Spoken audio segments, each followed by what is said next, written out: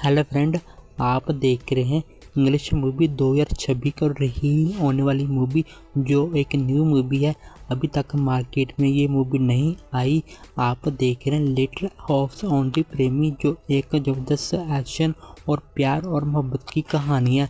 और इस फिल्म की कहानी कुछ यूँ है, एक ख़ानदान के लड़के ये कहानी बनाई गई है।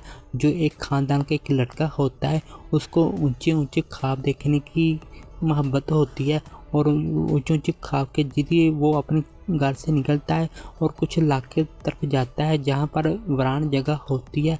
वीरान जगह को ये अक्सर अपने घर के एरिया पर बना लेते हैं और ये ख़ानदान को बुलाता है और इनके घर वाले इसके कहने पर वहाँ पर चले जाते हैं जो एक वीरान जगह होती है। और इस फिल्म की इस तरह की कहानी को अगर आप हमारी वीडियो मुकम्मल देख रहे हैं तो हमारी वीडियो के लिए शेयर और लाइक कर देना और हमारे चैनल को फॉलो कर देना और घंटी का बटन दबा देना।